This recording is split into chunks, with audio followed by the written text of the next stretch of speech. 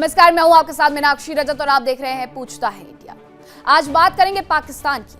वो पाकिस्तान लोगों की आवाज को अपनी नापाक करतूतों के माध्यम से दबाने का प्रयास कर रहा है। वो पाकिस्तान जो पाकिस्तान के अवैध कब्जे वाले जम्मू कश्मीर में 1 महीने से प्रदर्शन जारी है, उन्हें कुचलने का प्रयास कर रहा है।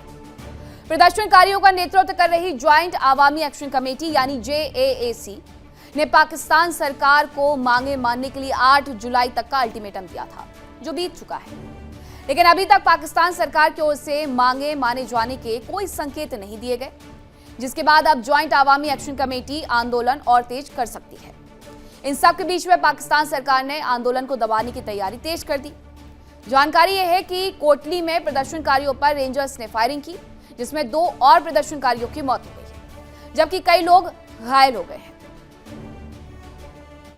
अपने उन्हें तमाम मासूम बच्चियां नहीं उन्हें ख्वाहिशा नहीं उन्हें अरमाना नहीं कसम खाई कर रहे हैं। इस रावला कोट लाए सार टुपसी और कार वापस जासा इसरा नहीं हो सका। इस मासरे की तोड़ी का असा अपने रावला कोट ओ कोई और रोशनियां ना शहर रावला कोट ओ मुहब्बता ना शहर रावला कोट ओ मुहब्बता ना शहर रावला कोट ओ मुहब्बता ने शहर पर डेढ़ी ना पाक फोर्सेस है। आज वो चोरी करनी है दुकान ने अंदरों आओ कच्चे ने डाकू और पेट्रोल पंपा की भी लुटने हैं और कच्चे ने डाकू और सब्जियां दुकान की लुटी का टमाटर खाने में आराम करो।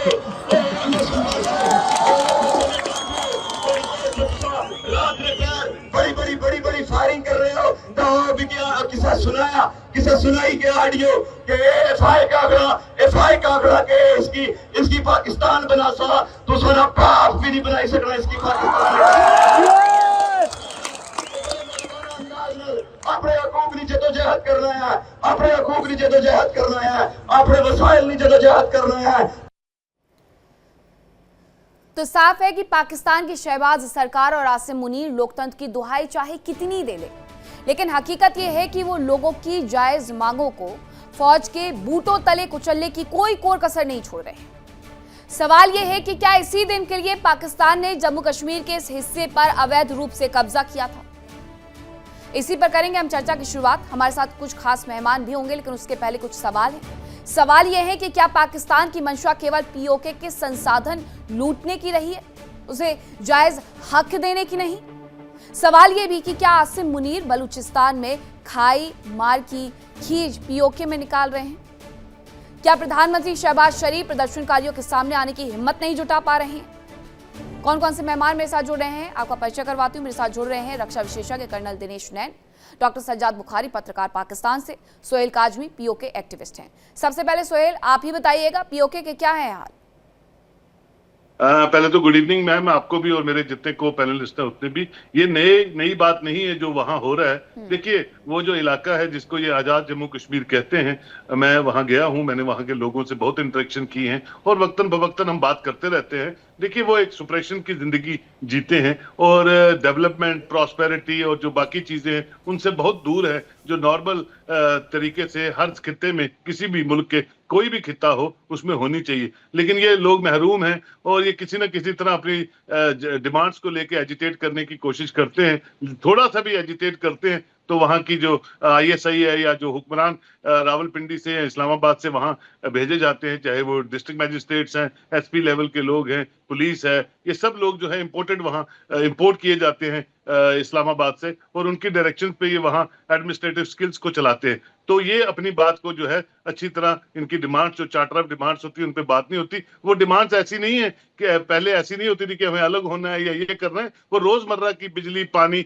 और जो जरूरी चीजें होती है रोजमर्रा की लाइफ में, नौकरियां होगी, इन चीजों की होती थी। तो उसपे भी इन पे जुल्म तशद्दुद हमेशा हुआ करता था। लेकिन आहिस्ता आहिस्ता एक लावे की शक्ल में आप देख रहे हैं जो जेन्युइन ह्यूमन वैल्यूज हैं वो पाकिस्तान इनको फराहम करने में कहीं ना कहीं नाकाम होता है। और जब इस तरह की चीजें इरप्ट होती हैं, लावे की तरफ फटती हैं, फिर उनको संभालना थोड़ा सा मुश्किल हो जाता है। आज पूरी दुनिया जो है इसी POK को लेके, बलोच को लेके, बलोच में तो ये कहते हैं जनाब हम सब कुछ करवा रहे हैं, भारत सब कुछ करवाती है, लेकिन बलोच का मसला तो 47 से पहले का है।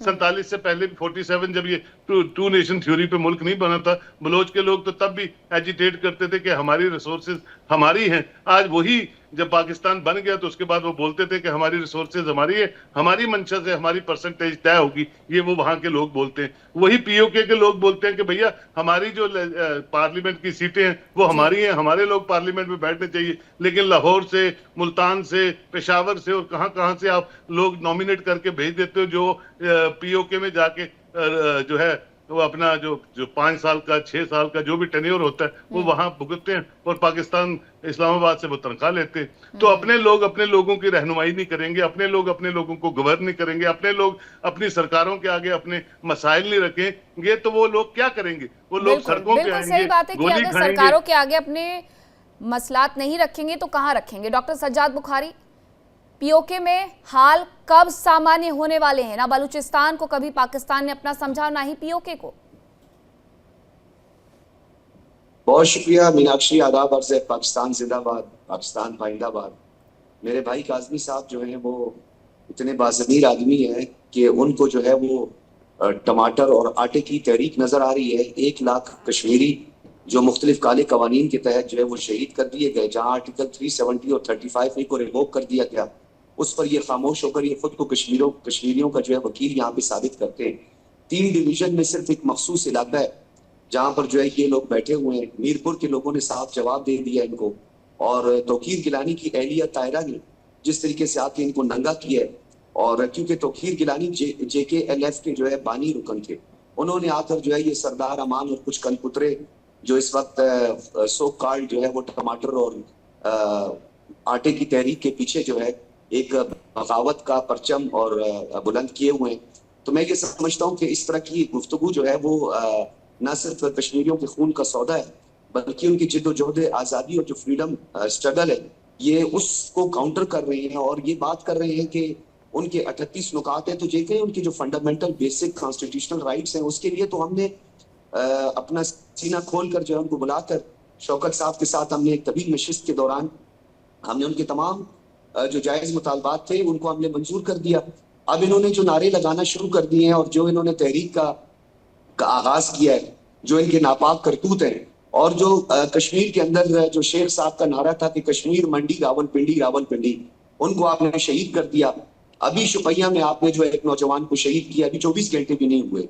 राजौरी ऑपरेशन को 2 माह गुजर गए, आप उसे पसे पुश्त डालने के लिए जो है आपने अपनी तमाम फोर्सेस की डिप्लॉयमेंट भी वहां पे कर दी है, वहां पे कुछ कर नहीं सके। और आप इस तहरीक के पीछे, हमें पता है इस मकरू काम के पीछे जो है वो आप हैं। और ये जो TTP है, JCC अच्छा, है, मतलब आपके PTI यहाँ के है, लोग आपके नहीं है, ये आपके यहाँ के लोग नहीं हैं, ये भारत से भेजे हुए लोग हैं। सरदार अमन हो या सोहेल काजमी हो, ये सब भारत से भेजे हुए लोग हैं, ये आपके देश के लोग नहीं हैं। Right doctor Sajjad Bukhari? ये हमारे देश के लोग जरूर हैं, लेकिन इसके पीछे तो ट्रांजैक्शन हो रही है ना, अजीत कुमार डेवल, जिसको मैं डेवल कहती हूँ, ये उसकी ट्रांजैक्शन है। और इसका सपने में वो नजर जो आते हैं इतने, एक रियासत का NSA जो कि नेशनल सिक्योरिटी एडवाइजर हो रहे हैं, वो दहशतगर्दी का बैनुल अक़वामी सतह पर एतराफ कर रहा है, और आपका फॉरेन ऑफिस कह रहा है कि हम जो है इस कालादम तंजीम को, मतलब आपके आपार टीवी चैनल्स पर, क्योंकि आप सूट बूट पहन करके तो बैठ गए डॉक्टर सज्जाद बुखारी, लेकिन स्टैंडर्ड वही है पत्रकारिता का।